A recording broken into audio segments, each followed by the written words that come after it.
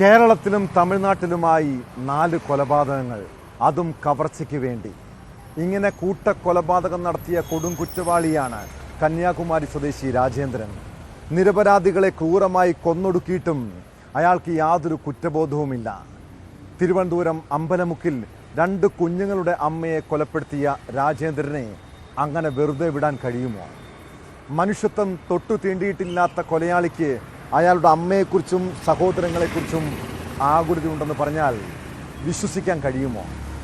അഭിഭാഷകനായ ശേഷം പാവങ്ങൾക്ക് നിയമസഹായം നൽകണമെന്നും എയ്ഡ്സ് രോഗികളെ ശുശ്രൂഷിക്കണമെന്നുമുള്ള പ്രതിയുടെ വാദങ്ങൾ പച്ചക്കള്ളമല്ലേ? പ്രതിയുടെ മാനസികാരോഗ്യ റിപ്പോർട്ടുകൾ പരിശോധിച്ച ശേഷം കോടതിയും വിധിയെഴുതി. അയാളുടെ ജീവിതത്തിൽ മനപരിവർത്തനമുണ്ടാകില്ല. ഒടുവിൽ അമ്പലമുക്ക് വിനീത കൊലക്കേസിൽ പ്രതി രാജേന്ദ്രന് തൂക്കുകയറി. ആ കേസാണ് പോലീസ് പട്രോൾ ആദ്യം പരിശോധിക്കുന്നത്. സ്വാഗതം.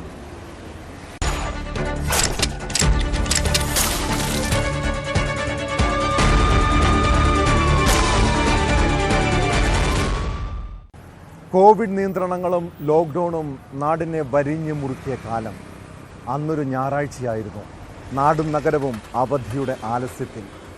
തലസ്ഥാന നഗരത്തെ നടുക്കിയ ആ ദിവസം, അതായത് 2022 ഫെബ്രുവരി 6-ാം തീയതി, തിരുവനന്തപുരം അമ്പലമുക്കിലെ അലങ്കാര ചെടികൾ വിൽക്കുന്ന കടയിൽ ജീവനക്കാരിയെ ക്രൂരമായി കൊന്നൊടുക്കിയത് ഒരാൾ പോലും അറിഞ്ഞില്ല.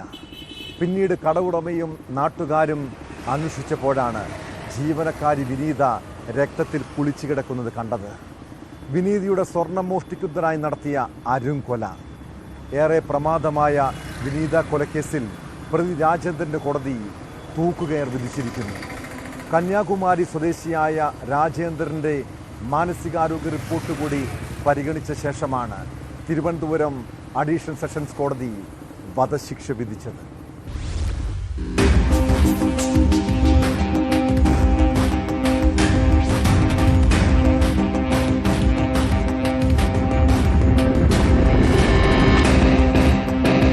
കൊലപാതകം, കൊലപ്പെടുത്തി കവർച്ച, വസ്തു കൈയേറ്റം, തെളിവ് നശിപ്പിക്കൽ എന്നീ കുറ്റങ്ങൾക്കാണ് അഡീഷണൽ സെഷൻസ് കോടതി പ്രതിയെ കുറ്റക്കാരനെന്ന് കണ്ടെത്തിയത്.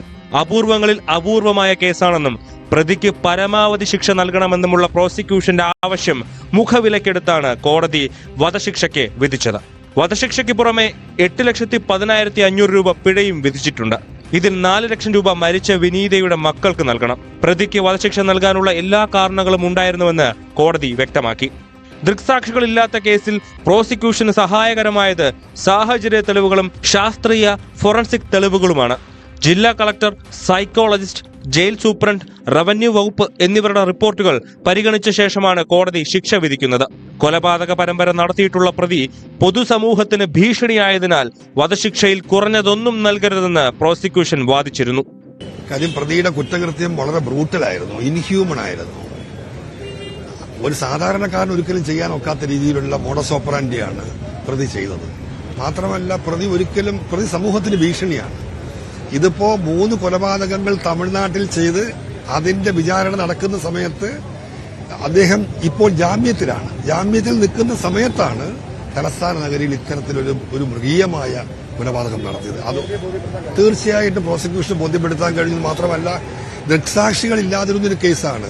സാഹചര്യ തെളിവുകളും ശാസ്ത്രീയമായ തെളിവുകളും സൈബർ ഫോറൻസിക് എവിഡൻസുമാണ് പ്രോസിക്യൂഷന്റെ മുമ്പിലുള്ളത്. അതെല്ലാം കൃത്യമായി തെളിയിച്ച് പ്രതിയിലേക്ക് തന്നെ എത്താൻ കഴിഞ്ഞു എന്നുള്ളതാണ് പ്രോസിക്യൂഷന്റെ വിജയം. തമിഴ്നാട്ടിൽ ഒരു കുടുംബത്തിലെ 3 പേരെ കൊലപ്പെടുത്തിയ കേസിലും പ്രതിയാണ് രാജേന്ദ്രൻ. പ്രതി നടത്തിയ 4 കൊലപാതകങ്ങളിൽ 3ലും ഇരകൾ സ്ത്രീകളാണ്. തിരുവനന്തപുരം ജില്ലാ കളക്ടറുടേതടക്കം 6 റിപ്പോർട്ടുകളും പ്രതിക്കെതിരായിരുന്നു. മനപരിവർത്തനം നടത്താൻ കഴിയാത്ത ക്രൂരമായി കൊലപാതക പരമ്പര നടത്തുന്നയാളാണ് പ്രതിയെന്നായിരുന്നു റിപ്പോർട്ടുകളുടെ സാരാംശം. തിരുവനന്തപുരം മാനസികാരോഗ്യ കേന്ദ്രത്തിലെ മനഃശാസ്ത്രജ്ഞനും മനോരോഗ വിദഗ്ധനും പ്രതിയെ പരിശോധിച്ച് കോടതിയിൽ റിപ്പോർട്ട് നൽകിയിരുന്നു. മകൾക്ക് നീതി കിട്ടിയെന്നായിരുന്നു വിനീതയുടെ മാതാപിതാക്കളുടെ പ്രതികരണം. തീർച്ചയായിട്ടും ഒരു വധശിക്ഷ ഞങ്ങളും പ്രതീക്ഷിച്ചു. രാവിലെ ഇറങ്ങിയപ്പോഴും വധശിക്ഷ കിട്ടണമെന്നുള്ളൊരു പ്രാർത്ഥനയിലാണ് ഞങ്ങൾ എല്ലാവരും വീട്ടിൽ നിന്ന് തിരിച്ചത്. അതിപ്പം കൂട്ടായ ഒരു പ്രവർത്തനത്തിന്റെ ഫലമാണ്. നമ്മളെ മരണകാലം വരെയും ദുഃഖം മനസ്സിൽ കിടക്കുകയുള്ളൂ. കാര്യം ഏറ്റവും നല്ല സ്നേഹമുള്ള ഒരു മോളായിരുന്നു. ഞങ്ങളുടെ അടുത്ത് നല്ല എല്ലാവരുടെ അടുത്തും അവൾ വളരെ സാമ്യമായിട്ട് എല്ലാവരുടെ അടുത്തും പെരുമാറുന്നതാണ്. അവർക്ക് നാട്ടിൽ അവിടെ തന്നെ ഇഷ്ടം പോലെ കൂട്ടുകാരും ഒക്കെ ഉള്ളതാണ്. കാര്യം എല്ലാവരുടെ അടുത്തും സാമ്യമായിട്ട് ഇടപെടുന്ന ഒരു കുട്ടിയായിരുന്നു. മാല കൊണ്ടുപോയെങ്കിലും ഞങ്ങൾക്ക് സങ്കടമില്ലായിരുന്നു. കൊച്ചിനെ കൊന്നു തോന്നി. അതിനിപ്പോൾ ഞങ്ങളെ മരണകാലം വരെ ആ സങ്കടം നിലനിൽക്കുന്നു. അതേസമയം 70 വയസ്സ് കഴിഞ്ഞ അമ്മയ്ക്ക് ഏക ആശ്രയം താനാണെന്നും പോലീസിനെ ഭയന്ന് സഹോദരനും സഹോദരിയും അമ്മയെ കാണാൻ പോലും കൂട്ടാക്കാറില്ലെന്നും പ്രതി കോടതിയെ അറിയിച്ചു. പ്രതിയുടെ പ്രായം പരിഗണിക്കണമെന്നും പ്രതിഭാഗം വാദിച്ചിരുന്നു. ഇത് തള്ളിയാണ് കോടതി പ്രതി രാജേന്ദ്രന് തൂക്കുകയർ വിധിച്ചത്. ദൃക്സാക്ഷികൾ ഇല്ലാതിരുന്ന കേസിൽ സാഹചര്യ തെളിവുകളെ മാത്രം ആശ്രയിച്ച് പ്രോസിക്യൂഷൻ 118 സാക്ഷികളിൽ 96 പേരെ സാക്ഷികളായി വിസ്തരിച്ചു. പ്രതിയുടെ സഞ്ചാരപഥം വ്യക്തമാക്കുന്നതിന് CCTV ദൃശ്യങ്ങളടങ്ങിയ 12 പെൻഡ്രൈവ്, 7 DVD എന്നിവയും 222 രേഖകളും പ്രോസിക്യൂഷൻ കോടതിയിൽ ഹാജരാക്കിയിരുന്നു.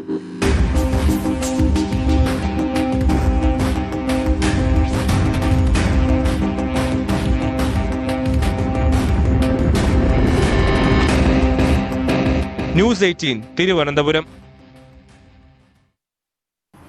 തിരുവനന്തപുരം അമ്പലമുക്കിലെ വിനീതിയെ കൊലപ്പെടുത്തിയ കന്യാകുമാരി സ്വദേശി രാജേന്ദ്രൻ ഒരു കൊടും കുറ്റവാളിയാണ്. ഓൺലൈൻ ട്രേഡിംഗിൽ നിക്ഷേപത്തിനായി കൊലപാതകവും കവർച്ചയും നടത്തുന്നതായിരുന്നു ഇയാളുടെ രീതി. 2014 കന്യാകുമാരിയിൽ കസ്റ്റംസ് ഓഫീസറെയും ഭാര്യയെയും ഇവരുടെ വളർത്തുമകളെയും കൊലപ്പെടുത്തിയ കേസിലെ പ്രതി. കവർച്ച തന്നെയായിരുന്നു ഈ കൂട്ടക്കൊലയ്ക്ക് പിന്നിലെയും ലക്ഷ്യം. ഈ കൊലക്കേസിൽ ജാമ്യം നേടി പുറത്തിറങ്ങിയ ശേഷമാണ് രാജേന്ദ്രൻ തിരുവനന്തപുരം പേരൂർ കടയിലെത്തി ചായക്കടയിൽ ജോലിക്ക് കയറിയത്. പിന്നാലെയായിരുന്നു വിനീതിയുടെ കൊലപാതകം.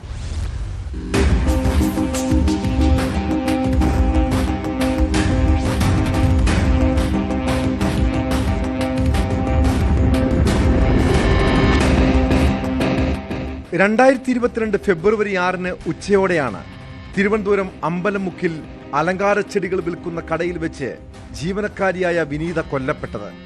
അതിന് 2 വർഷം മുൻപ് ഭർത്താവ് സെന്തിൽ കുമാർ മരിച്ചതിന് പിന്നാലെ 2 മക്കളടങ്ങുന്ന കുടുംബത്തിന്റെ താങ്ങും തണലും ഈ വീട്ടമ്മയായിരുന്നു. ഞായറാഴ്ച കട അവധിയായിരുന്നെങ്കിലും ചെടികൾക്ക് വെള്ളം നനയ്ക്കാനുള്ളതിനാലാണ് വിനീത അന്ന് ജോലിക്കെത്തിയത്. ഉച്ചയോടെ കടയിൽ ചെടി വാങ്ങാനെത്തിയ ചിലർ ജീവനക്കാരെ ആരെയും കാണാത്തതിനാൽ കടയുടമയായ തോമസ് മാമനെ ഫോണിൽ വിളിച്ച് തിരക്കി. ഇതോടെ ഇദ്ദേഹം വിനീതയെ പലതവണ ഫോണിൽ വിളിച്ചെങ്കിലും കിട്ടിയില്ല. തുടർന്ന് കടയിലെത്തിയെങ്കിലും വിനീതയെ കണ്ടില്ല. പിന്നീട് നടത്തിയ തെരച്ചിലാണ് കടയുടെ പിറകുവശത്ത് ചെടികൾക്കിടയിൽ വല കൊണ്ട് മൂടിയ നിലയിൽ വിനീതയുടെ മൃതദേഹം കണ്ടെത്തിയത്.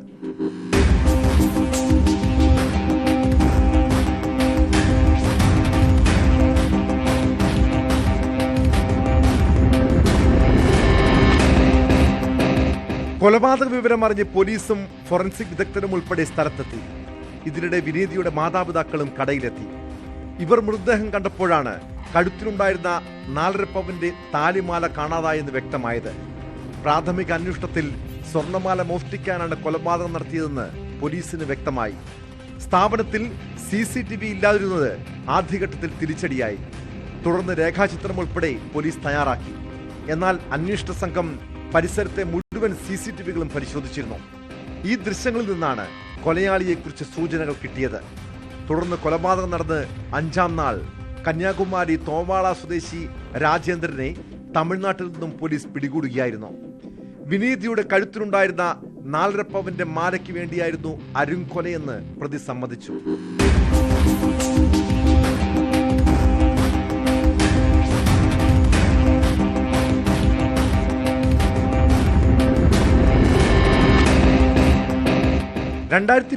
ൽ കന്യാകുമാരിയിൽ കസ്റ്റംസ് ഓഫീസറെയും ഭാര്യയെയും ഇവരുടെ വളർത്തുമകളെയും കൊലപ്പെടുത്തിയ കേസിലെ പ്രതിയായ രാജേന്ദ്രൻ ഒരു കൊടും കുറ്റവാളിയാണ്. കവർച്ച ലക്ഷ്യമിട്ടായിരുന്നു തമിഴ്നാട്ടിലെയും കൂട്ടക്കൊല. ഈ കൊലക്കേസിൽ ജാമ്യം നേടി പുറത്തിറങ്ങിയ ശേഷമാണ് രാജേന്ദ്രൻ തിരുവനന്തപുരം പേരൂർ കടയിലെ ചായക്കടയിൽ ജോലിക്ക് കയറിയത്. അതിനിടെ മോഷണം നടത്താൻ ലക്ഷ്യമിട്ടാണ് വിനീതിയെ കൊലപ്പെടുത്തിയ ആ ഞായറാഴ്ച രാജേന്ദ്രൻ താമസ സ്ഥലത്തു നിന്നും നഗരത്തിലേക്ക് ഇറങ്ങിയത്.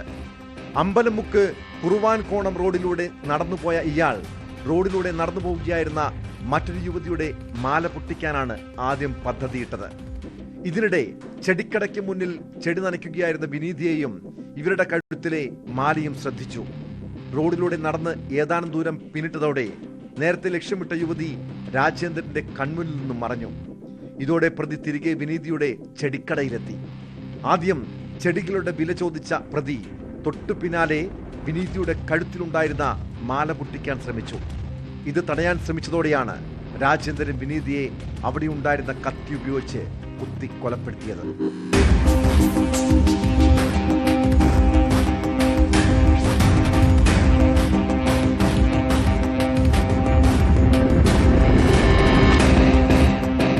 ന്യൂസ് 18 തിരുവനന്തപുരം. കോട്ടയം തിരുവാതുക്കൽ ഇരട്ട കൊലപാതകത്തിന് പിന്നിൽ മാസങ്ങളോളം മനസ്സിലിട്ട് നടന്ന പകയുടെ കഥയുണ്ട്. വീട്ടുടമയായ വിജയകുമാറിൻ്റെ വീട്ടിൽ നിന്നുണ്ടായ ദുരനുഭവങ്ങൾ, ശമ്പളം കിട്ടാതായപ്പോൾ നടത്തിയ മൊബൈൽ മോഷണം, അതേ തുടർന്നുണ്ടായ അറസ്റ്റും ജയിൽവാസവും, പിന്നാലെ ഗർഭസ്ഥ ശിശുവിൻ്റെ മരണവും ഭാര്യ പിണങ്ങിപ്പോയതും, അങ്ങനെ മനസ്സിൽ ഉണങ്ങാത്ത മുറിവുമായി മാസങ്ങളോളം കാത്തിരുന്ന് ആസൂത്രിതമായി നടത്തിയ ഇരട്ട കൊലപാതകം. പ്രതി അമിത് ഒറാങ് കൊല്ലാൻ ലക്ഷ്യമിട്ടത് വിജയകുമാറിനെ മാത്രമെന്നാണ് മൊഴി. ശബ്ദം കേട്ട് ഭാര്യ ഉണർന്നതുകൊണ്ടാണ് മീരയെയും കൊലപ്പെടുത്തിയത്. കേസിൽ പ്രതി കൊലപാതകം നടത്താൻ പോകുന്നതും CCTVയുടെ ഹാർഡ് ഡിസ്കുമായി തിരികെ വരുന്ന ദൃശ്യങ്ങളും പുറത്തുവന്നു.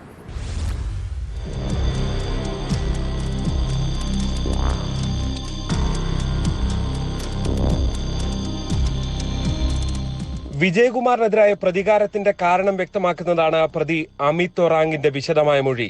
പ്രണയിച്ച് വിവാഹം കഴിച്ച ഭാര്യയോട് വിജയകുമാർ ധാർഷ്ട്യത്തോടെയാണ് പെരുമാറിയിരുന്നത്.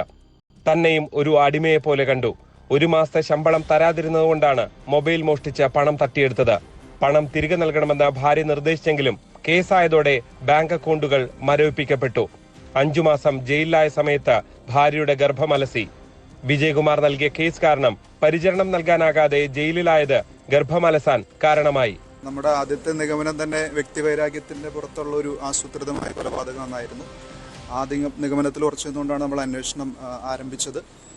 പ്രതിയെ ലഭിച്ചു കഴിഞ്ഞതിന് ശേഷമുള്ള കുറ്റസമ്മത മൊഴി, അതുപോലെ ശാസ്ത്രീയമായ തെളിവുകൾ, സാഹചര്യ തെളിവുകൾ എല്ലാം നമ്മുടെ ആദ്യത്തെ നിഗമനം ശരിവയ്ക്കുന്ന രീതിയിലുള്ളതാണ്.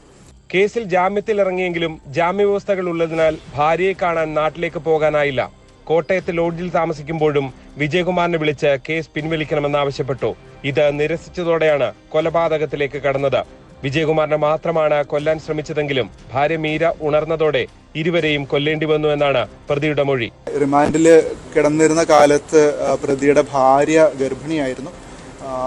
ഏകദേശം ഒരു 7-8 മാസമായപ്പോൾ ഗർഭം അലസിപ്പോയി. അപ്പം അങ്ങനെ വ്യക്തിപരമായ കുറേ ബുദ്ധിമുട്ടുകളും എല്ലാം വന്നപ്പോൾ അതിനെല്ലാം കാരണക്കാരൻ വിജയകുമാർ എന്നുള്ള നിലയ്ക്കുള്ള ഒരു വൈകാരിക പ്രതികരണമാണ്. അതുകൊണ്ട് തന്നെ ഇയാൾ 19-ാം തീയതി, ഈ മാസം 19-ാം തീയതി കോട്ടയത്ത് വന്ന് താമസിച്ചു. പ്രീമെഡിറ്റേറ്റഡ് ആയിട്ട് പ്രിപ്പറേഷൻസ് എല്ലാം ചെയ്തു. അങ്ങനെയാണ് ക്രൂരമായ കൊലപാതകം നടത്തിയത്. അമിത് ഒറാങ് DVRുമായി വീടിന്റെ സമീപത്തെ തോട്ടിലേക്ക് പോകുന്ന ദൃശ്യങ്ങളും ഇത് കളഞ്ഞ ശേഷം മടങ്ങിയെത്തുന്ന ദൃശ്യങ്ങളുമാണ് പുറത്തുവന്നത്. ഫൈസൽ ഷാജി എന്ന സഹതടവുകാരനാണ് പണം വാങ്ങി ജാമ്യം നിൽക്കുന്ന സ്ത്രീകളെ ഏർപ്പാടാക്കിയതെന്നും പ്രതി മൊഴി നൽകി. അമിത്തിന്റെ അമ്മയാണ് ഓൺലൈൻ വഴി തുക ഇവർക്ക് കൈമാറിയത്. 12 ഇടങ്ങളിൽ നിന്ന് പ്രതിയുടെ വിരലടയാളങ്ങളും പോലീസിന് ലഭിച്ചിട്ടുണ്ട്.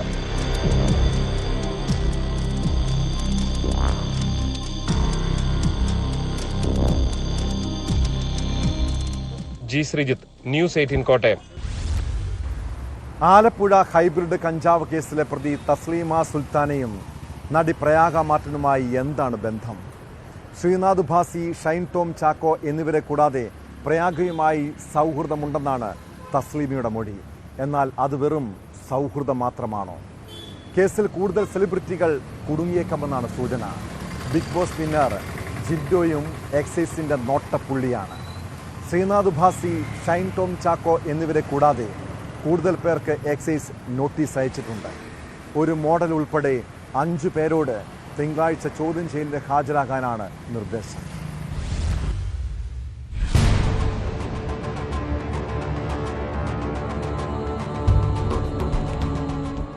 സിനിമ, ടെലിവിഷൻ രംഗത്തെ കൂടുതൽ ആളുകൾക്ക് തസ്ലീമയുമായി അടുത്ത ബന്ധമുണ്ടെന്ന വിവരങ്ങളാണ് പുറത്തുവരുന്നത്. ഇതിൽ സാമ്പത്തികവും ലഹരി സംബന്ധമായ ഇടപാടുകളും നടന്ന പ്രധാനപ്പെട്ട 5 പേർക്കാണ് എക്സൈസ് നോട്ടീസ് അയച്ചിരിക്കുന്നത്. നടന്മാരായ ഷൈൻ ടോം ചാക്കോ, ശ്രീനാഥ് ഭാസി, ബിഗ് ബോസ് വിന്നറും ചലച്ചിത്ര താരങ്ങളുടെ ജിം ട്രെയിനറുമായ ജിൻഡോ ഉൾപ്പെടെയുള്ളവർക്ക് നോട്ടീസ് നൽകിയതായുള്ള വിവരം പുറത്തു വന്നിട്ടുണ്ട്. ചലച്ചിത്ര താരം പ്രയാഗ മാർട്ടിനും താനും അടുത്ത സുഹൃത്തുക്കളാണെന്ന് തസ്ലീമ അന്വേഷണ സംഘത്തിന് മൊഴി നൽകിയിരുന്നു. ഇത് സ്ഥിരീകരിക്കുന്ന വാട്സ്ആപ്പ് ചാറ്റുകളും എക്സൈസിന് ലഭിച്ചിട്ടുണ്ട്. സൗഹൃദത്തിനപ്പുറം പ്രയാഗയുമായി ലഹരി ഇടപാടുകളൊന്നും തന്നെ നിലവിൽ കണ്ടെത്താൻ ആയിട്ടില്ല. ബ്ലാക്ക് ഡെവിൾ സച്ചു എന്നറിയപ്പെടുന്ന മോഡൽ, ഒരു നിർമ്മാതാവ് എന്നിവരുൾപ്പെടെ 5 പേർ തിങ്കളാഴ്ച അന്വേഷണ സംഘത്തിന് മുന്നിൽ ചോദ്യം ചെയ്യലിന് ഹാജരാകണം.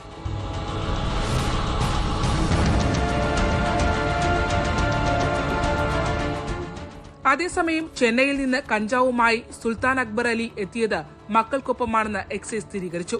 തസ്ലീമയുടെ ആദ്യ വിവാഹത്തിലെ മകനും പെൺസുഹൃത്തും കൂടെയുണ്ടായിരുന്നു. എറണാകുളത്തെത്തി തസ്ലീമയ്ക്ക് കഞ്ചാവ് കൈമാറിയ ശേഷം മകനും പെൺസുഹൃത്തും മാത്രം മടങ്ങി. സുൽത്താനും ഇളയ 2 കുട്ടികളും ഇവിടെ തുടരുകയായിരുന്നു. പ്രതികളുടെ കസ്റ്റഡി കാലാവധി ഇന്ന് അവസാനിക്കും. ചോദ്യം ചെയ്യലിനോട് തസ്ലീമ സഹകരിക്കുന്നുണ്ടെങ്കിലും സുൽത്താൻ പറയുന്നതിൽ കൂടുതലും കളവാണെന്നാണ് അന്വേഷണ സംഘത്തിന്റെ വിലയിരുത്തൽ. കസ്റ്റഡി കാലാവധി നീട്ടി നൽകാൻ ആവശ്യപ്പെടാൻ ആദ്യം എക്സൈസ് തീരുമാനിച്ചിരുന്നെങ്കിലും നടന്മാരെ ചോദ്യം ചെയ്തതിനു ശേഷം മാത്രം മതി കസ്റ്റഡി അപേക്ഷ വീണ്ടും വെക്കുക എന്ന നിലപാടിലാണ് ഇപ്പോൾ അന്വേഷണ സംഘം.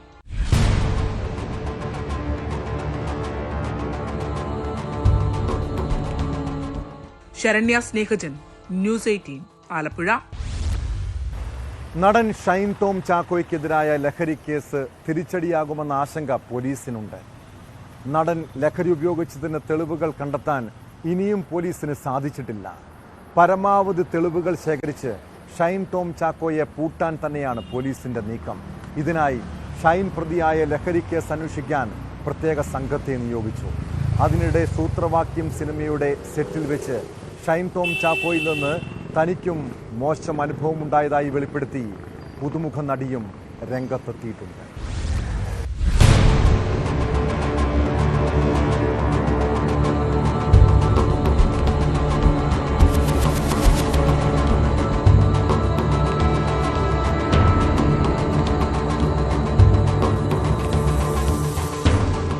നടൻ ഷൈൻ ടോം ചാക്കോ പ്രതിയായ ലഹരി കേസ് അന്വേഷിക്കാൻ ACPമാരായ കെ ജയകുമാർ, അബ്ദുൾ സലാം, രാജ്കുമാർ എന്നിവരുടെ നേതൃത്വത്തിലാണ് പ്രത്യേക സംഘത്തെ നിയോഗിച്ചത്.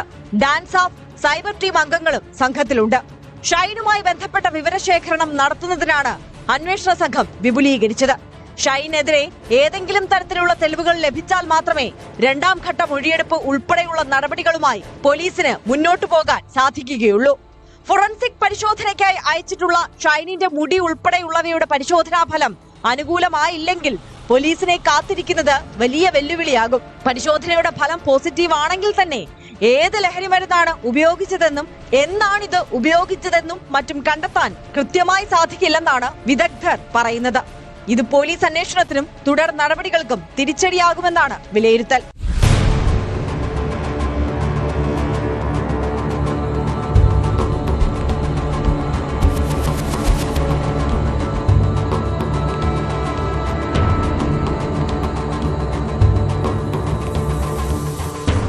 അതിനിടെ ഷൈൻ ടോം ചാക്കോയിൽ നിന്ന് തനിക്കും മോശം അനുഭവം നേരിടേണ്ടി വന്നതായി വെളിപ്പെടുത്തി പുതുമുഖ നടിയും രംഗത്തെത്തിയിട്ടുണ്ട്. നടി വിൻസി അലോഷ്യസിന്റെ വെളിപ്പെടുത്തലുകൾക്ക് പിന്നാലെയാണ് ഷൈനെതിരെ പുതിയ വെളിപ്പെടുത്തൽ ഉണ്ടായിരിക്കുന്നത്. സൂത്രവാക്യം സിനിമയുടെ സെറ്റിൽ വെച്ച് നിരന്തരം ലൈംഗിക ചുവയോടെയുള്ള ഷൈനിന്റെ സംസാരവും വ്യത്യസ്ത രീതിയിലുള്ള പെരുമാറ്റങ്ങളും പ്രയാസമുണ്ടാക്കിയെന്നാണ് നടി അപർണ ജോൺസ് പറഞ്ഞത്. ഷൈൻ സംസാരിക്കുമ്പോൾ വെളുത്ത നിറത്തിലുള്ള പൊടി വായിൽ നിന്നും വീഴുന്നുണ്ടായിരുന്നത് താനും കണ്ടിരുന്നുവെന്നും എന്നാൽ ഇത് എന്താണെന്ന് വ്യക്തമായി പറയാൻ അറിയില്ലെന്നും നടി പറഞ്ഞു. മറ്റുള്ളവരിൽ നിന്ന് വളരെ വ്യത്യസ്തമായ രീതിയിലാണ് ഷൈൻ സംസാരിച്ചിരുന്നത്. അതിനാൽ തന്നെ അദ്ദേഹവുമായുള്ള സംസാരത്തിൽ അകലം പാലിച്ചിരുന്നു. എന്തെങ്കിലും തുറന്ന് സംസാരിച്ചിരുന്നെങ്കിൽ ഷൈൻ എങ്ങനെ പ്രതികരിക്കുമെന്ന കാര്യത്തിലും ഉറപ്പില്ലായിരുന്നു. അതിനാൽ തന്നെ പരമാവധി നിശബ്ദത പാലിക്കുകയാണ് ചെയ്തതെന്നും അപർണ പറഞ്ഞു.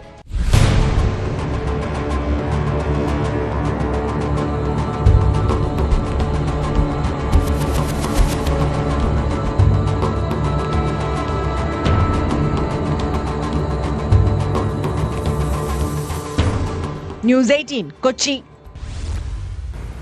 എന്ത് വൃത്തികേടും വിറ്റ് കാശാക്കുന്നവരാണ് യൂട്യൂബർമാരും സോഷ്യൽ മീഡിയ താരങ്ങളും. അതിന് സാധാരണക്കാരായ പെൺകുട്ടികളെപ്പോലും അവർ ഉപയോഗിക്കാറുണ്ട്. പ്രമുഖ വ്ളോഗർ മുകേഷ് എം നായർ റീൽസിൻ്റെ ഫോട്ടോഷൂട്ടിനിടെ പ്രായപൂർത്തിയാകാത്ത പെൺകുട്ടിയോട് എന്താണ് കാട്ടിയതെന്നറിയണം. പെൺകുട്ടിയെ നിർബന്ധിച്ച് അർദ്ധനഗ്നയാക്കി അഭിനയിപ്പിച്ചുവെന്നും സ്വകാര്യ ഭാഗത്ത് സ്പർശിച്ചുവെന്നുമുള്ള പരാതിയിൽ മുകേഷിനെതിരെ കോവളം പോലീസ് പോക്സോ കേസെടുത്തു. കടക്കൽ സ്വദേശിയായ 15-കാരിയുടെ മാതാപിതാക്കളുടെ പരാതിയിലാണ് പോലീസിന്റെ നടപടി. മുൻപ് മദ്യപാനത്തെ പ്രോത്സാഹിപ്പിക്കുന്ന തരത്തിൽ വീഡിയോ ചെയ്തതിനും മുകേഷിനെതിരെ പോലീസ് കേസെടുത്തിരുന്നു.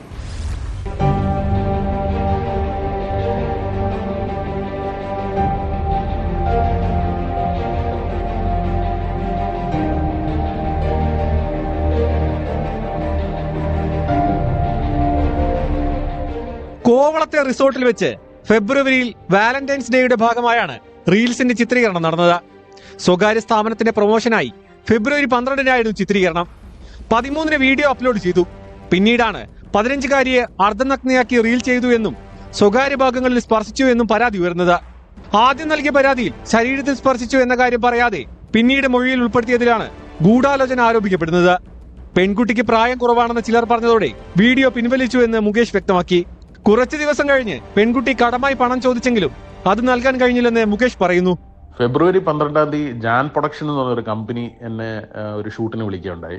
ഈ കുട്ടിക്ക് 15 വയസ്സ് 16 വയസ്സാണെന്ന് എനിക്കൊരു മെസ്സേജ് വരുന്നു, വേറൊരു ആളയക്കുന്നു. അപ്പോൾ ഞാൻ ആ കുട്ടിയെ തന്നെ ബന്ധപ്പെടുന്നു. അപ്പോൾ കുട്ടി തന്നെ എനിക്ക് ഇൻസ്റ്റാഗ്രാമിൽ അയച്ച വോയിസ് മെസ്സേജ് ഉണ്ട്, ചേട്ടാ എനിക്കൊരു കുഴപ്പമില്ല, നാട്ടുകാർക്ക് എന്ത് പ്രശ്നം, അതെല്ലാം ഞാൻ കോടതി സമർപ്പിക്കുന്നുണ്ട്.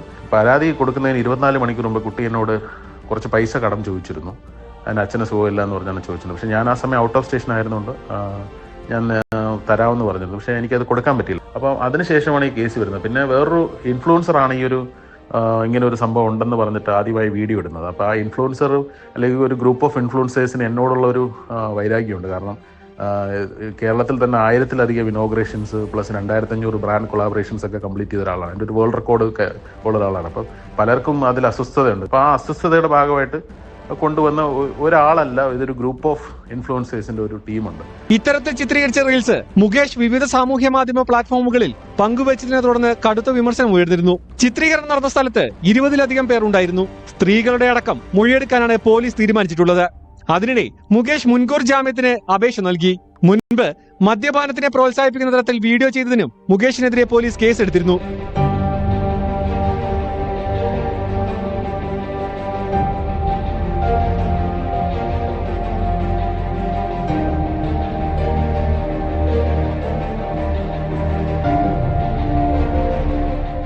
ന്യൂസ് 18 തിരുവനന്തപുരം.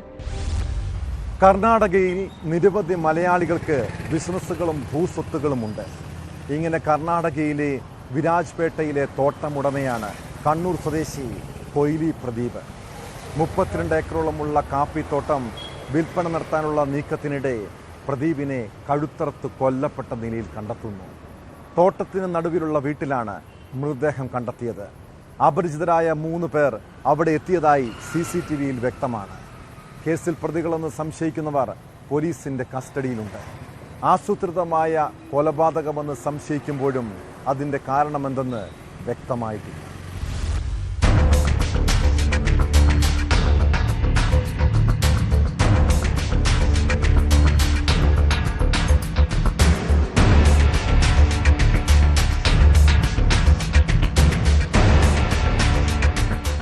കണ്ണൂരിലെ കൊയിലി ആശുപത്രി സ്ഥാപകൻ ഭാസ്കരന്റെ മകനാണ് കൊല്ലപ്പെട്ട പ്രദീപ്. തോട്ടമുടമയായ പ്രദീപ് കൊയിലി ആശുപത്രിയുടെ നടത്തിപ്പ് ചുമതലയും വഹിച്ചിട്ടുണ്ട്. ബീഷെട്ടിഗേരിയിലെ കാപ്പിത്തോട്ടത്തിലെ വീട്ടിലാണ് മൃതദേഹം കണ്ടെത്തിയത്. ഇവിടെയുള്ള 32 ഏക്കറോളം കാപ്പിത്തോട്ടം വിൽപ്പന നടത്താനുള്ള ശ്രമം നടന്നുവരുന്നതിനിടെയാണ് പ്രദീപിനെ കൊല്ലപ്പെട്ട നിലയിൽ കണ്ടെത്തുന്നത്.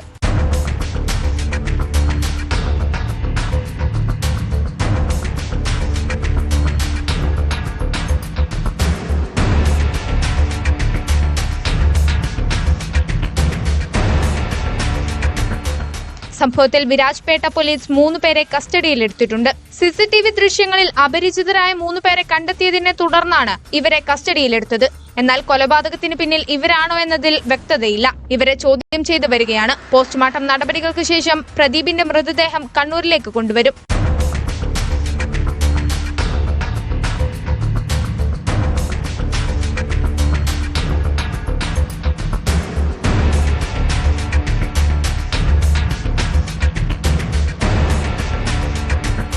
ന്യൂസ് 18 കണ്ണൂർ. ബാറുകളിൽ മദ്യപിക്കാൻ എത്തുന്നവർ തമ്മിൽ വാക്കേറ്റവും കയ്യാങ്കളിയുമൊക്കെ ഉണ്ടാകുന്നത് സ്വാഭാവികമാണ്. എന്നാൽ കഴിഞ്ഞ രാത്രി ഇടുക്കി അടിമാലിയിലെ ബാർ ഹോട്ടലിൽ വെച്ചുണ്ടായ സംഘർഷം അല്പം കൈവിട്ടുപോയി. രണ്ട് സംഘങ്ങൾ തമ്മിലുള്ള സംഘർഷം കത്തിക്കുത്തിലാണ് കലാശിച്ചത്. സംഭവത്തിൽ 3 പേർക്ക് സാരമായ പരിക്കേറ്റിരുന്നു. കേസിൽ പ്രതിയെ അടിമാലി പോലീസ് അറസ്റ്റ് ചെയ്തു. അടിമാലി സ്വദേശി സനു എന്ന് വിളിക്കുന്ന സനിലിനെയാണ് പോലീസ് പിടികൂടിയത്. മുൻ വൈരാഗ്യമാണ് ആക്രമണത്തിന് കാരണമെന്നാണ് നിഗമനം.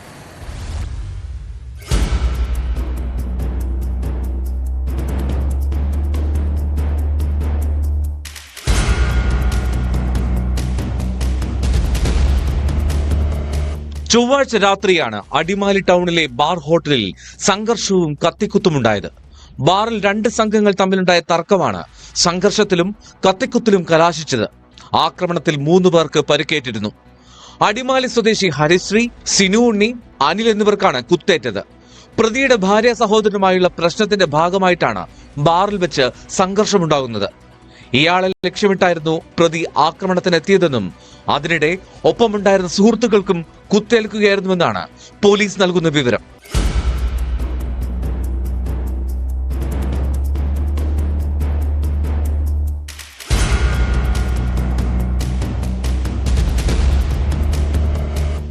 ഗുരുതരമായി പരിക്കേറ്റ ഹരിശ്രീയെ എറണാകുളം രാജഗിരി ആശുപത്രിയിൽ പ്രവേശിപ്പിച്ചു. ഇയാളുടെ കഴുത്തിനാണ് കുത്തേറ്റത്. അടിമാലി ചാറ്റുപാറ സ്വദേശിയായ ഹരിശ്രീയുടെ മൊഴിയുടെയും പരാതിയുടെയും അടിസ്ഥാനത്തിലാണ് പ്രതിയായ സനുവിനെ അടിമാലി പോലീസ് അറസ്റ്റ് ചെയ്തത്. ഇയാൾ ആക്രമണത്തിന് ഉപയോഗിച്ച കത്തിയും പോലീസ് കണ്ടെടുത്തു. കോടതിയിൽ ഹാജരാക്കിയ പ്രതിയെ റിമാൻഡ് ചെയ്തു.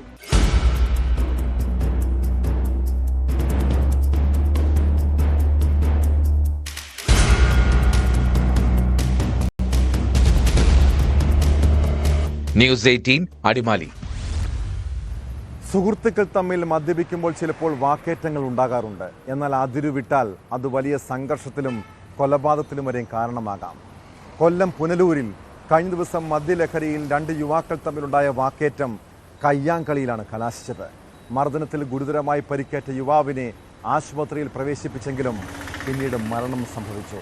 കേസിൽ പ്രതിയെ പോലീസ് അറസ്റ്റ് ചെയ്തു. പുനലൂർ സ്വദേശി മനോജ് തോമസിനെ കൊലപ്പെടുത്തിയ കേസിൽ സുഹൃത്ത് സിയാദാണ് പിടിയിലായത്.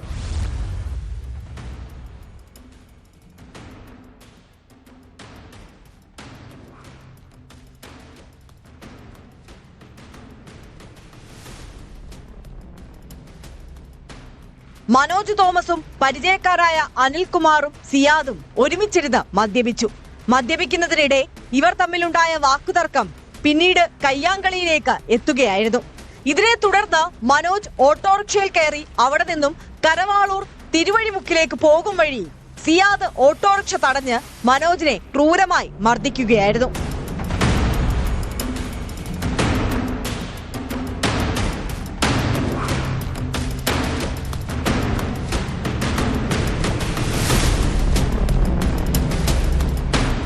മർദ്ദനത്തിൽ മനോജിന്റെ കാലിന് ഗുരുതരമായി പരിക്കേറ്റു. ഇതിനു പുറമെ വൃക്ക ഉൾപ്പെടെയുള്ള ആന്തരിക അവയവങ്ങൾക്ക് ക്ഷതമേറ്റിരുന്നു. ഇതിനെ തുടർന്ന് തലച്ചോറിന്റെ പ്രവർത്തനം നിലച്ചതാണ് മരണകാരണമെന്നാണ് പോസ്റ്റ്മോർട്ടം റിപ്പോർട്ട്. ഇതിന്റെ അടിസ്ഥാനത്തിലാണ് കൊലപാതക കേസ് രജിസ്റ്റർ ചെയ്ത് ഓട്ടോറിക്ഷ ഡ്രൈവറായ പുനലൂർ കരവാളൂർ ഷിബു മൻസിലിൽ സിയാദിനെ പോലീസ് അറസ്റ്റ് ചെയ്തത്. മനോജിന്റെ മൃതദേഹം കഴിഞ്ഞ ദിവസം കരവാളൂർ ബഥേൽ മർത്തോമ പള്ളിയിൽ സംസ്കരിച്ചു. കോടതിയിൽ ഹാജരാക്കിയ പ്രതിയെ റിമാൻഡ് ചെയ്തു.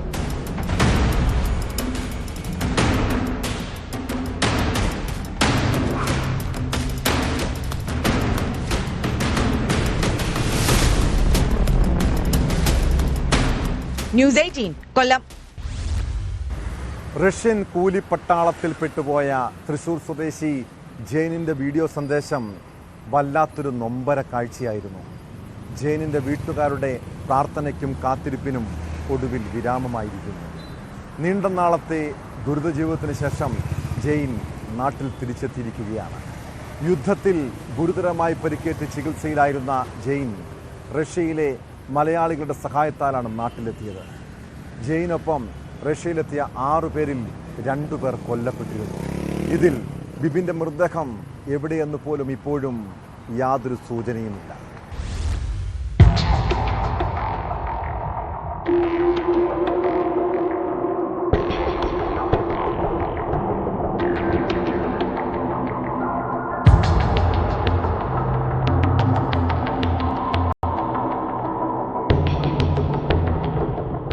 നീണ്ട യാതനകൾക്കൊടുവിലാണ് ജെയിൻ നാട്ടിലെത്തുന്നത്. പലതവണ മരണത്തെ മുഖാമുഖം കണ്ടു.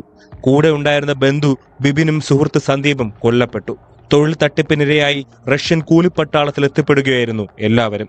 സന്ദീപിന്റെ മൃതദേഹം നാട്ടിലെത്തിച്ചെങ്കിലും ബിബിന്റെ മൃതദേഹം എവിടെയെന്ന് പോലും ഇപ്പോഴും അറിയില്ല. പരിക്കേറ്റ് ആശുപത്രിയിലാകുമ്പോൾ വീണ്ടും പട്ടാള ക്യാമ്പിലെത്താനായിരുന്നു നിർദ്ദേശം. എന്നാൽ അവിടെ നിന്ന് രക്ഷപ്പെടാനായി. അവിടെ ട്രെയിനിങ് കഴിഞ്ഞപ്പോൾ ഞങ്ങൾ വേറെ ജോലിക്കായിരുന്നു പോയിണ്ടായിരുന്നത്. അപ്പോൾ അത് കഴിഞ്ഞപ്പോൾ ഒരു ദിവസം രാത്രി വന്ന് വിളിച്ചിട്ട് എല്ലാവരുടെയും കൂടി അങ്ങനെ കൊണ്ടുപോയിരുന്നു ചെയ്തിട്ടുണ്ടായിരുന്നു. അങ്ങനെ അവരുടെ കൂടെ പോകേണ്ടി വരുമായിരുന്നു.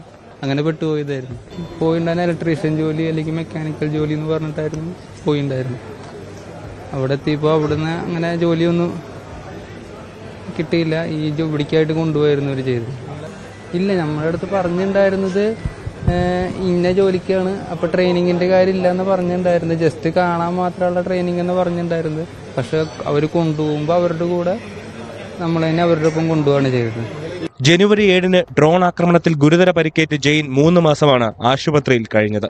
വീണ്ടും പട്ടാളത്തിലെത്തണമെന്ന അറിയിപ്പ് ലഭിച്ചതോടെ സർക്കാരുകളോട് ജെയിൻ കുര്യൻ സഹായം തേടി. കഴിഞ്ഞ ഏപ്രിലാണ് ജെയിൻ ഉൾപ്പെടുന്ന സംഘം റഷ്യയിലെത്തിയത്. ഇവരെ തട്ടിപ്പിനിരയാക്കിയ തൃശൂരിലെ ഏജൻസിയുടെ പേരിൽ കേസെടുത്തിട്ടുണ്ട്.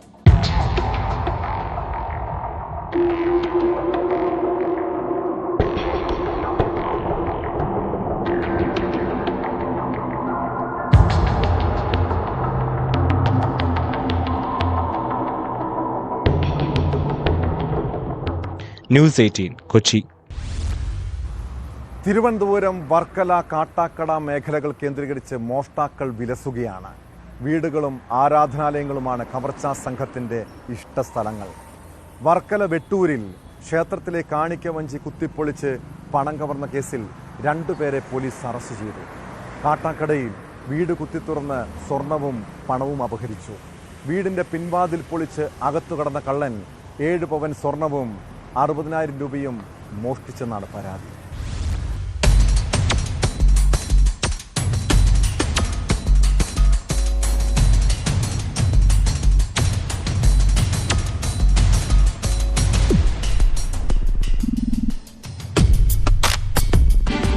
ഇക്കഴിഞ്ഞ 22-നാണ് കേസിനാസ്പദമായ സംഭവം. വർക്കല വെട്ടൂർ കുമാരവിളാകം ഭഗവതി ക്ഷേത്രത്തിലെ വലിയ കാണിക്കവഞ്ചി കുത്തിപ്പൊളിച്ച് പണം കവരുകയും ക്ഷേത്രത്തിലെ സ്റ്റോർ റൂം കുത്തിത്തുറന്ന് സ്റ്റീലിന്റെ ചില കാണിക്കവഞ്ചികൾ മോഷണം പോവുകയും ചെയ്തിരുന്നു. ഈ സംഭവത്തിലാണ് 2 പേരെ വർക്കല പോലീസ് അറസ്റ്റ് ചെയ്തത്.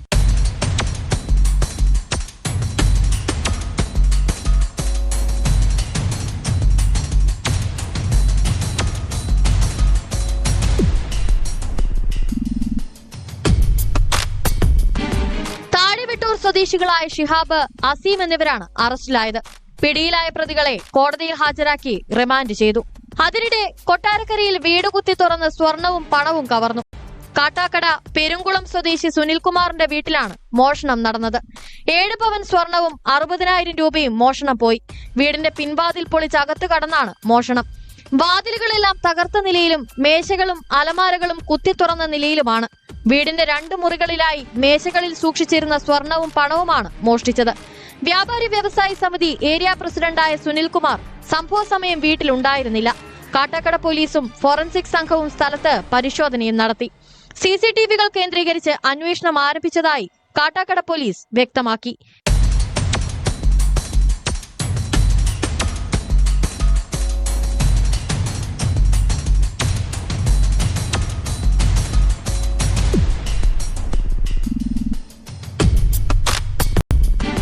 ന്യൂസ് 18 തിരുവനന്തപുരം.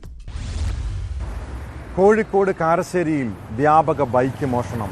വീട്ടുമുറ്റത്ത് നിർത്തിയിട്ട 2 ബൈക്കുകളാണ് മോഷണം പോയത്.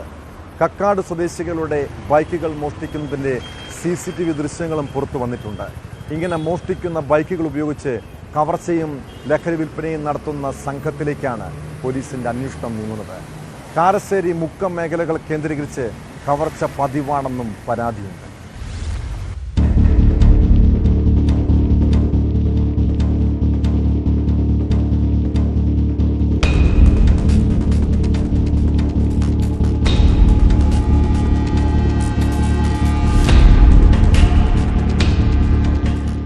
അരീക്കോട് ഉഗ്രപുരം സ്വദേശി MP മുഹമ്മദ് ഷാനിന്റെ ഉടമസ്ഥയിലുള്ള KL11H 1361 നമ്പറിലെ യമഹ RX 130 ബൈക്ക് കാരശ്ശേരി കക്കാടുള്ള ബന്ധുവീട്ടിൽ നിന്നുമാണ് മോഷണം പോയത്. കാരശ്ശേരി കക്കാട് സ്വദേശി അജ്വാദിന്റെ KL11D 4326 യമഹ RX 100 ബൈക്കും അജ്വാദിന്റെ വീട്ടുമുറ്റത്ത് നിന്ന് മോഷണം പോയി. ഒരു ബൈക്ക് മോഷ്ടിച്ചു കൊണ്ടുപോകുന്ന CCTV ദൃശ്യങ്ങൾ ലഭിച്ചിട്ടുണ്ട്. അങ്ങനെ ഒരു 11:30 ടൈമായോടെ വീട്ടിലെത്തി. വണ്ടി അവിടെ പുറത്തായിരുന്നു വെച്ചിരുന്നത്. അങ്ങനെ നമ്മൾ കിടന്നപ്പോൾ 12:30 ആയിട്ടുണ്ട്. ഫാമിലി എല്ലാവരും കൂടി കിടന്നപ്പോൾ, ഫുഡൊക്കെ കഴിച്ച് കിടന്നപ്പോൾ, പിന്നെ നമ്മൾ രാവിലെ എണീറ്റ് പുറത്തേക്ക് പോകാൻ നോക്കുമ്പോഴാണ് വണ്ടി കാണാനില്ല. അപ്പോൾ മനസ്സിലായി മിസ്സിംഗ് ആണ് എന്നുള്ളത് മനസ്സിലായി. അപ്പോൾ നമ്മളടുത്തുള്ള വീട്ടിലേക്കൊക്കെ പോയി CCTV കാര്യങ്ങളൊക്കെ നോക്കി. അപ്പോൾ അവിടുത്തെ കംപ്ലൈൻ്റ് ആണ്. അപ്പോൾ നമ്മൾ കുറച്ച് അപ്പുറത്തേക്ക് പോയപ്പോൾ അവിടുത്തെ CCTV നമ്മൾ ഒരു 2 മണിക്കൂർ ഇരുന്ന് നോക്കിയപ്പോൾ അതിൽ 2 ആൾ പാസ് ചെയ്തതായിട്ട് കണ്ട്. രണ്ടാൾ വന്നിട്ട് എൻ്റെ വണ്ടി എടുത്ത് സ്റ്റാർട്ട് ചെയ്തിട്ടാണ് പോയത്. പുലർച്ചെ 2 മണിയോടെ മറ്റൊരു ബൈക്കിലെത്തിയ 2 പേർ ബൈക്കുമായി റോഡിലൂടെ പോകുന്ന CCTV ദൃശ്യമാണ് ലഭിച്ചത്. ഉടമകളുടെ പരാതിയിൽ മുക്കം പോലീസ് അന്വേഷണം ആരംഭിച്ചു.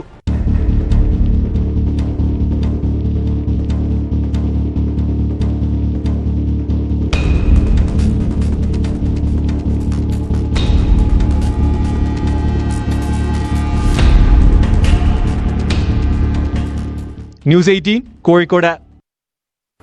പത്തനംതിട്ടയിൽ പോക്സോ കേസ് പരാതിയിൽ നടപടിയെടുക്കാതിരുന്ന വനിതാ SHOയ്ക്കെതിരെ നടപടി ഉണ്ടാകുമെന്ന് സൂചന. വനിതാ സ്റ്റേഷൻ SHO ഷെമിമോളെ വിളിച്ചുവരുത്താൻ CWC നോട്ടീസ് നൽകി. പോലീസ് ഉദ്യോഗസ്ഥയുടെ ഭാഗത്ത് ഗുരുതര വീഴ്ച സംഭവിച്ചെന്നാണ് വിലയിരുത്തൽ. 7 വയസ്സുകാരിയെ ട്യൂഷൻ അധ്യാപികയുടെ പിതാവ് പീഡിപ്പിച്ചെന്ന കേസിൽ കേസെടുക്കാൻ വിസമ്മതിച്ചെന്ന് ആരോപണമുയർന്നിരുന്നു.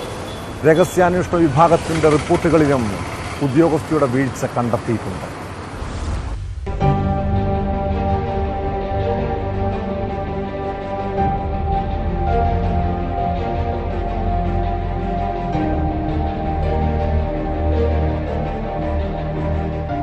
വയസ്സുകാരി ലൈംഗിക ചൂഷണത്തിന് ഇരയായെന്ന പരാതിയിലാണ് പത്തനംതിട്ട വനിതാ സ്റ്റേഷൻ SHO കേസെടുക്കാൻ തയ്യാറായില്ലെന്ന ആക്ഷേപം ഉയർന്നത്.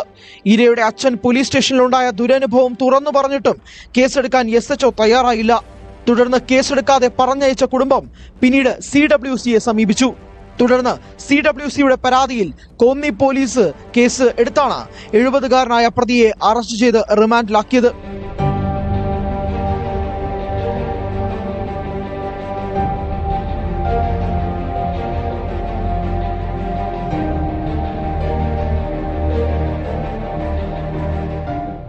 കുട്ടിയുടെ മൊഴിയടക്കം തെളിവുകൾ ഉണ്ടായിട്ടും SI ഷെമിമോൾ കേസെടുക്കാതിരുന്നത് ഗുരുതര വീഴ്ചയായി CWC വിലയിരുത്തുന്നു. ഉദ്യോഗസ്ഥയെ നേരിട്ട് വിളിച്ചു വരുത്തി വിശദീകരണം തേടാനാണ് തീരുമാനം. നേരത്തെ ഇവർ കൈകാര്യം ചെയ്തിട്ടുള്ള പോക്സോ കേസുകളിലെ നടപടിക്രമങ്ങളിലും CWCക്ക് സംശയങ്ങളുണ്ട്. അതും പരിശോധിക്കും. വനിതാ SIക്കെതിരെ ഗുരുതരമേറിയ ആക്ഷേപം ഉയർന്നിട്ടും ജില്ലയിലെ ഉന്നത പോലീസ് ഉദ്യോഗസ്ഥർ സംരക്ഷണം നൽകുന്നുവെന്ന ആക്ഷേപം സേനയ്ക്കുള്ളിൽ ശക്തമാണ്. പോലീസ് ഓഫീസേഴ്സ് അസോസിയേഷന്റെ സംസ്ഥാന വൈസ് പ്രസിഡന്റ് കൂടിയാണ് ഷെമിമോൾ. രഹസ്യാന്വേഷണ വിഭാഗത്തിന്റെ റിപ്പോർട്ടുകളിലും ഉദ്യോഗസ്ഥയുടെ വീഴ്ച കണ്ടെത്തിയിട്ടുണ്ട്. എന്നാൽ തനിക്കെതിരായ ആക്ഷേപം അടിസ്ഥാനരഹിതമെന്ന് ആവർത്തിക്കുകയാണ് SI KR ഷെമിമോൾ.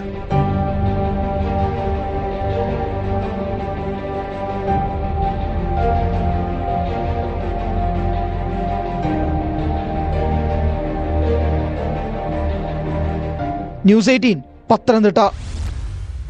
കാസർഗോഡ് പൂച്ചക്കാട്ടെ പ്രവാസി വ്യവസായി അബ്ദുൽ ഗഫൂർ ഹാജിയുടെ കൊലപാതകം കേരളമേറെ ചർച്ച ചെയ്തതാണ്.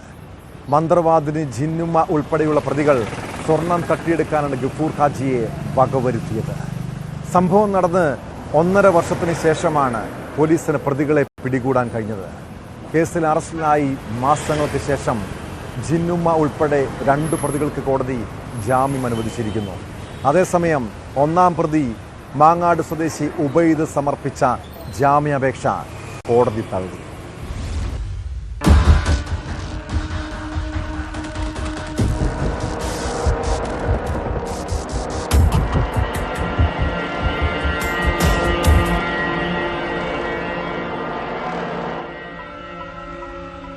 പള്ളിക്കര പൂച്ചക്കാട്ടെ പ്രവാസി വ്യവസായി അബ്ദുൽ ഗഫൂർ ഹാജി വധക്കേസിൽ മന്ത്രവാദിനി ജിന്നുമ്മ ഉൾപ്പെടെ 2 പേർക്കാണ് കോടതി ജാമ്യം അനുവദിച്ചത്. 1-ാം പ്രതിയുടെ ഭാര്യ ഷമീന എന്ന ജിന്നുമ്മ, 3-ാം പ്രതി പൂച്ചക്കാട്ടെ PM അസ്നിഫ എന്നിവർക്കാണ് ജില്ലാ പ്രിൻസിപ്പൽ സെഷൻസ് കോടതി ജാമ്യം അനുവദിച്ചത്. അതേസമയം റിമാൻഡിലുള്ള 1-ാം പ്രതിയും രണ്ടാം പ്രതിയായ ജിന്നുമ്മയുടെ ഭർത്താവുമായ മാങ്ങാട് കൂളിക്കുന്നിലെ ഉബൈസ് എന്ന ഉബൈദ് സമർപ്പിച്ച ജാമ്യാപേക്ഷ കോടതി തള്ളി.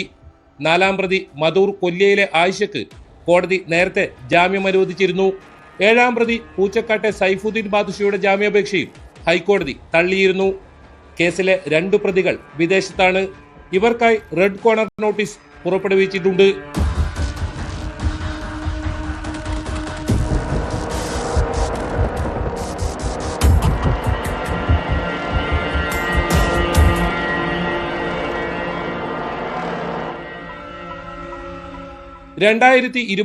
ഏപ്രിൽ 14 രാത്രിയിലാണ് അബ്ദുൽ ഗഫൂർ ഹാജി കൊല്ലപ്പെട്ടത്. ഖബറടക്കം നടത്തിയ മൃതദേഹം മകന്റെ പരാതിയെ തുടർന്ന് പുറത്തെടുത്ത് പോസ്റ്റ്മോർട്ടം നടത്തിയപ്പോഴാണ് കൊലപാതകമാണെന്ന് വ്യക്തമായത്. മന്ത്രവാദത്തിന്റെ പേരിൽ ഗഫൂർ ഹാജിയിൽ നിന്ന് തട്ടിയെടുത്ത 596 പവൻ സ്വർണം തിരിച്ചു ചോദിച്ചതാണ് കൊലപാതകത്തിലേക്ക് കലാശിച്ചത്. തല ഭിത്തിയിലിടിച്ചായിരുന്നു ഗഫൂർ ഹാജിയെ കൊലപ്പെടുത്തിയത്. 1758 പേജുള്ള കുറ്റപത്രത്തിൽ 266 സാക്ഷിമൊഴികളും 1.46 ലക്ഷം ഡിജിറ്റൽ തെളിവുകളും അന്വേഷണ സംഘം കോടതിയിൽ ഹാജരാക്കിയിരുന്നു. പ്രതികൾ ഗഫൂർ ഹാജിയിൽ നിന്ന് തട്ടിയെടുത്ത സ്വർണത്തിൽ 137 പവൻ അന്വേഷണ സംഘം നേരത്തെ കണ്ടെടുത്തിരുന്നു. DCRB ഡിവൈഎസ്പി KJ ജോൺസന്റെ നേതൃത്വത്തിലുള്ള പ്രത്യേക സംഘമാണ് കേസന്വേഷണം നടത്തി പ്രതികളെ അറസ്റ്റ് ചെയ്തത്.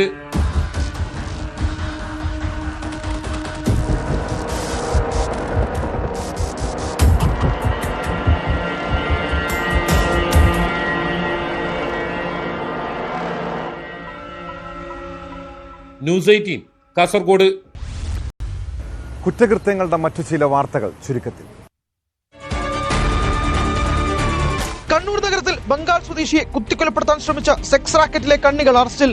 കണ്ണൂർ റെയിൽവേ സ്റ്റേഷൻ കവാടത്തിന് മുമ്പിൽ കഴിഞ്ഞ ദിവസം രാത്രിയാണ് ബംഗാൾ സ്വദേശിയെ കുത്തിക്കൊലപ്പെടുത്താൻ ശ്രമിച്ചത്. കേസിൽ തിരുവനന്തപുരം സ്വദേശി മുത്തു, കണ്ണൂർ സ്വദേശിനി ഫാസില, കൊല്ലം സ്വദേശിനി സഫൂറ എന്നിവരെയാണ് അറസ്റ്റ് ചെയ്തത്.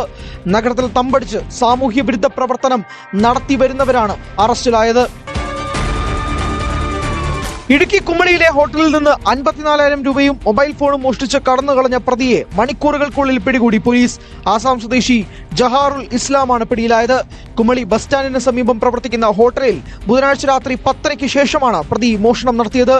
അവിടെ നിന്ന് ഉടനെ കടന്ന പ്രതിയെ ASPയുടെ പ്രത്യേക അന്വേഷണ സംഘം പെരുമ്പാവൂരിൽ വെച്ച് കസ്റ്റഡിയിലെടുക്കുകയായിരുന്നു. മലപ്പുറം കോഡൂർ ടൗൺ കേന്ദ്രീകരിച്ച് ലഹരി വിൽപ്പന നടത്തുന്ന യുവാവ് പിടിയിൽ. കരിപ്പറമ്പ് സ്വദേശി മുനീറിനെയാണ് അറസ്റ്റ് ചെയ്തത്. പ്രതി ലഹരിക്കടത്തിന് ഉപയോഗിക്കുന്ന വാഹനം പോലീസ് കണ്ടെടുത്തു. മുൻപ് സമാന കേസിൽ മലപ്പുറം എക്സൈസ് പിടികൂടിയ ആളാണ് മുനീർ. പ്രതിക്ക് ലഹരി എത്തിച്ചു നൽകുന്നയാളുകളെ അന്വേഷിച്ചു വരികയാണെന്നും പോലീസ് അറിയിച്ചു. പെരുമ്പാവൂർ പാത്തിപ്പാലത്ത് ചിക്കൻ കടയുടെ മറവിൽ മയക്കുമരുന്ന് വിൽപ്പന നടത്തിയ ഇതര സംസ്ഥാന തൊഴിലാളി പിടിയിൽ. അസം സ്വദേശി ഖൈറുൽ ഇസ്ലാമാണ് അറസ്റ്റിലായത്. ഇയാളിൽ നിന്ന് 24 ബോട്ടിൽ ഹെറോയിനും 20 പൊതി കഞ്ചാവും പിടികൂടി. ഹെറോയിൻ ഒരു ബോട്ടിൽ നിന്ന് 1000 രൂപ നിരക്കിലായിരുന്നു വിൽപ്പന.